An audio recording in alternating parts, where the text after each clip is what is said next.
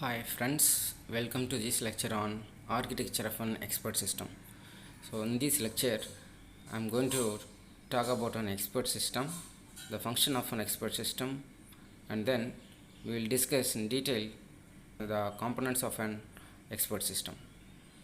So an expert system uses knowledge stored in a knowledge base to solve a particular problem.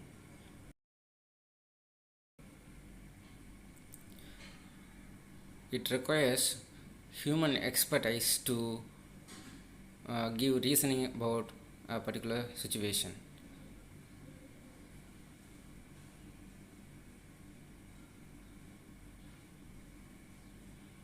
It requires human expertise or expert's knowledge, and the expert system is uh, able to advise the users, and it can provide explanation to the user's query. Expert system can predict the future events. It can interpret the results to solve a real-time problem. It can also assist the users. And there is a process called knowledge engineering.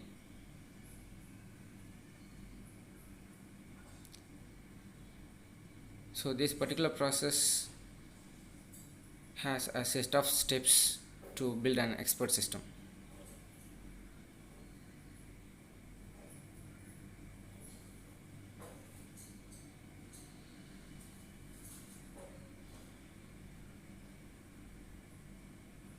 So the knowledge engineering process consists of a set of steps to build an expert system.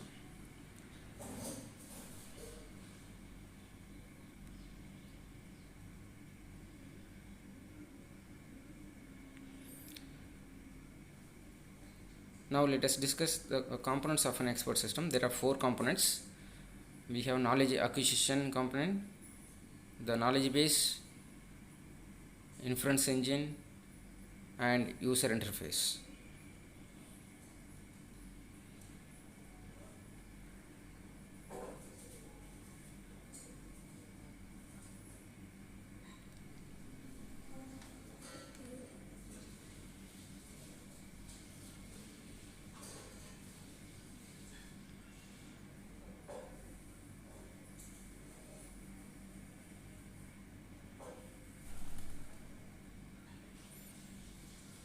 Now I will draw the diagrammatic representation of an expert system, the architecture of an expert system, and then we will discuss all these components in detail.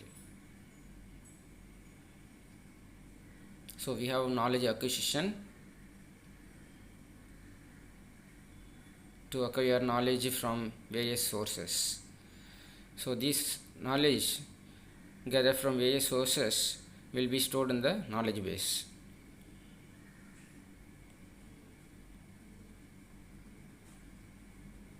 So this particular component interacts with the knowledge base to store the knowledge and to update the knowledge. It requires knowledge engineer and knowledge expert.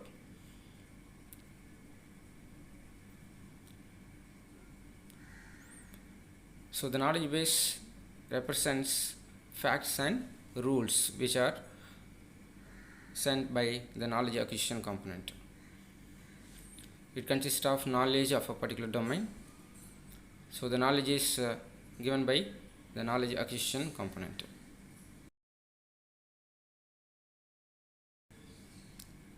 The knowledge base component usually stores a set of facts and a set of rules to solve a problem.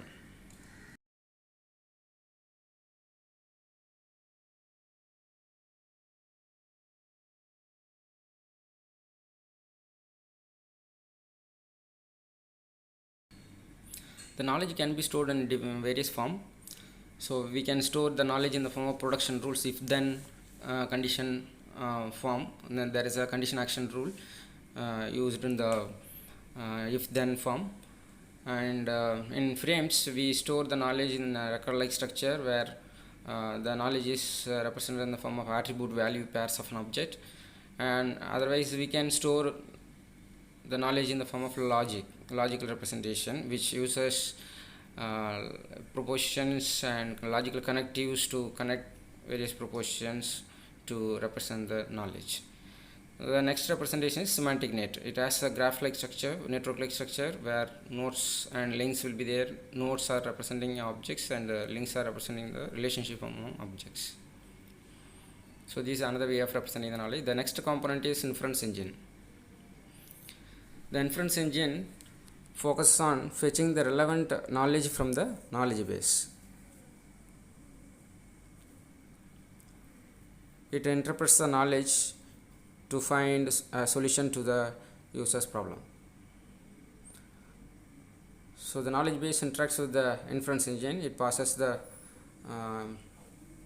relevant knowledge to the inference engine whenever the inference engine is to fetch the knowledge from the knowledge base.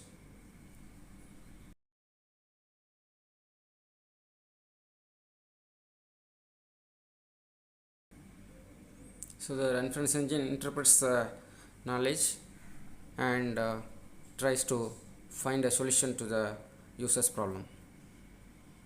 It maps rules to the known facts to derive conclusion. And this inference engine also includes an additional component, that is explanation module.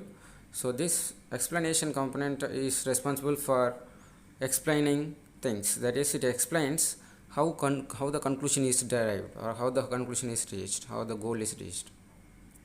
It answers why and how question, that is, why the knowledge is derived and why the conclusion is reached and how the conclusion is reached. It answers to those questions. Then the inference engine interacts with the UI component. So the UI component usually takes the input from the user and it sends the input to the input query to the inference engine, and it retrieves the result from the inference engine and displays to the user. So this component allows the user to communicate with the expert system.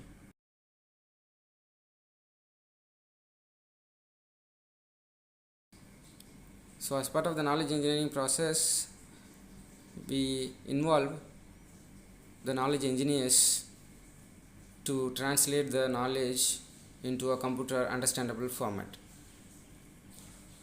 So once it is translated to the computer understandable format, the knowledge can be stored in a computer memory. And we also involve the knowledge expert to include additional knowledge or uncertain knowledge about a particular situation. So these two engineers, knowledge expert and knowledge engineers, are playing major role in generating the knowledge.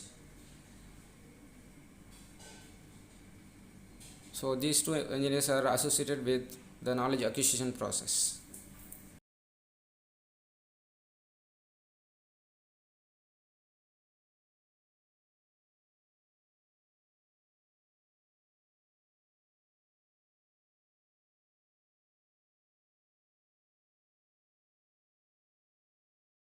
This component inference engine also includes two mechanisms, that is forward chaining and backward chaining mechanism.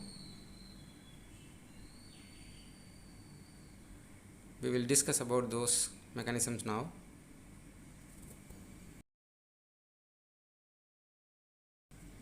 The forward chaining and backward chaining helps the system to reason about the situation. It plays very important role in decision making.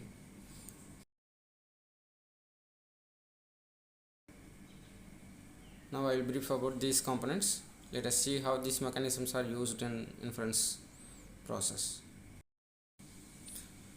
The forward chaining starts with the initial state and moves forward until it reaches to the goal state or the conclusion. So this mechanism is used to generate a solution or answer to the user's query. it tells what will happen next or what will happen in the future. For example, prediction of stock movement and prediction of weather.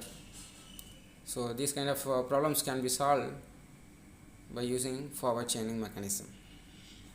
The backward chaining starts with the goal state or the conclusion or the solution, and it tries to move backward till the initial state. It justifies how the conclusion is correct and why the solution is generated.